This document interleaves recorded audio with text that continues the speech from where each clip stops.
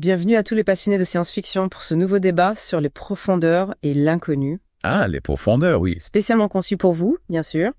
Et aujourd'hui, on va plonger dans l'abysse. Abysse? Le film Abyss. Ah oui, fascinant. Préparez-vous à explorer avec nous la représentation unique d'une civilisation extraterrestre. Extraterrestre. Oui, mais attention, pas n'importe laquelle, une civilisation extraterrestre pacifique et technologiquement supérieure qui vit dans les abysses. D'accord.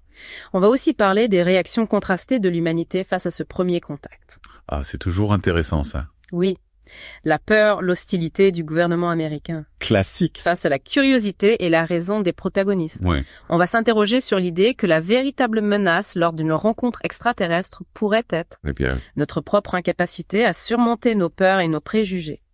oui, c'est souvent le cas dans ces histoires. Exactement. Et enfin, on va aborder la notion de liberté à l'échelle individuelle et collective face à une puissance potentiellement supérieure. Ah, la grande question de la liberté face à l'inconnu. Exactement. Alors, pour commencer, ce qui frappe tout de suite avec Abyss pour nous fans de science fiction, Oui.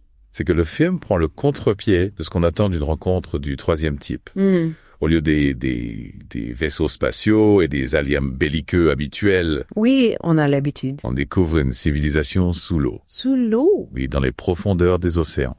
Ah, incroyable. Et ils sont décrits comme pacifiques en plus. Pacifique. Oui, avec une technologie très avancée. Avancé. Ils peuvent manipuler l'eau, évoluer dans cet environnement qui nous est hostile à nous. Oui, c'est vrai. Ça suggère une compréhension de la science et une relation avec leur monde différente de la nôtre. Totalement différente. Complètement différente. C'est audacieux comme point de départ, non? Ah oui, c'est clair.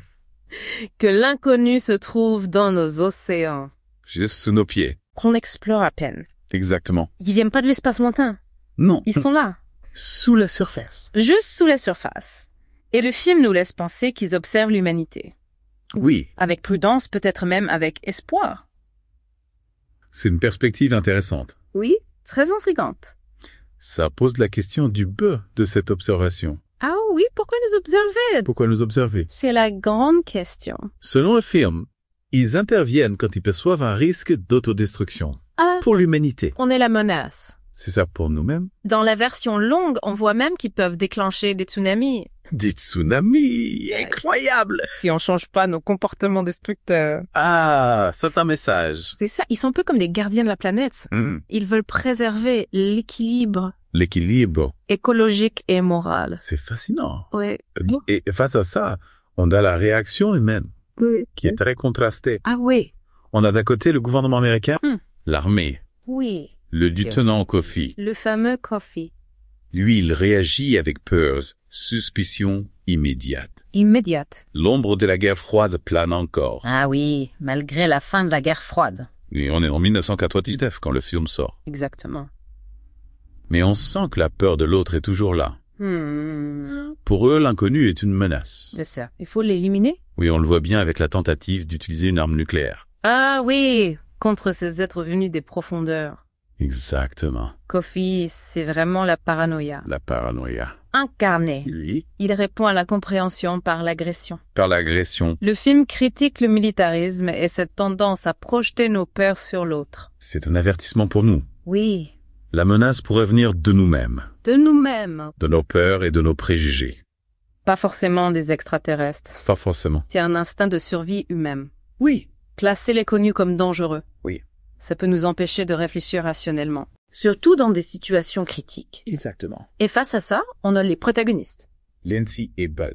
Oui, eux, ils sont guidés par la curiosité, La curiosité. la logique et la soif de comprendre. Bud en particulier. Oui. Il se sacrifie. Il va au contact des extraterrestres. Oui, Et il comprend leur vraie nature. il comprend. Il comprend qu'ils nous observent. Oui. Avec une puissance immense. Mais qu'ils choisissent de ne pas interférer. De ne pas interférer. Voilà la grande question. Oui. Face à une telle puissance, quelle est notre liberté? Notre liberté individuelle et collective. Exactement. C'est ça. Il pourrait nous détruire en un claquement de doigts. Oui. Alors, qu'est-ce que ça veut dire être libre dans ce contexte? Est-ce que c'est la capacité de les défier? Oui. Est-ce que c'est la sagesse de chercher la coexistence? C'est une excellente question. Oui. Individuellement, Lindsay et Bud, ils défient Kofi. Ils le défient. Ils suivent leur intuition. Leur propre jugement Ils choisissent la communication. Plutôt que la destruction. Collectivement, le film suggère que notre liberté dépend de notre capacité à surmonter nos instincts autodestructeurs. Oui. Les extraterrestres nous donnent une chance, mais c'est une lourde responsabilité. C'est une lourde responsabilité. Abyss nous pousse à réfléchir à la nature humaine. Oui, La vraie menace, c'est peut-être nous. peut-être. Notre peur de l'inconnu. Nos préjugés. Le film nous dit que face à une intelligence extraterrestre, Oui, notre réaction sera déterminante. que ça. Peur ou compréhension. La clé est là. La clé est là. Abyss est toujours pertinent aujourd'hui. Ah oui, complètement. Grâce à cette dualité entre nos peurs et notre capacité de compréhension. Exactement. On espère que ce débat vous a donné matière à réflexion. Oui. Et merci de nous avoir suivis dans cette plongée au cœur d'Abyss. Ce débat sur Abyss nous amène à une conclusion assez intrigante pour vous, chers auditeurs. Oui. Ce film ne se contente pas d'imaginer une rencontre avec des extraterrestres. Non? Il nous pousse à nous interroger sur nous-mêmes. Sur nous-mêmes. La réaction de l'humanité partagée entre la peur et l'espoir Oui. soulève une question essentielle. Sommes-nous prêts à la rencontre? À la rencontre. Non seulement avec l'autre, mais aussi avec le meilleur de nous-mêmes. C'est la grande question. Voilà. Absolument. Et c'est cette dualité, cette tension entre nos peurs primaires et notre potentiel de compréhension qui continue de rendre Abyss si pertinent même des décennies après sa sortie. Tout à fait. Nous espérons que ce débat vous a donné matière à réflexion et alimenté votre passion pour les récits qui explorent les frontières de l'inconnu et de la condition humaine. C'est tout ce qu'on vous souhaite. Merci de nous avoir rejoints pour cette plongée en profondeur. Au revoir.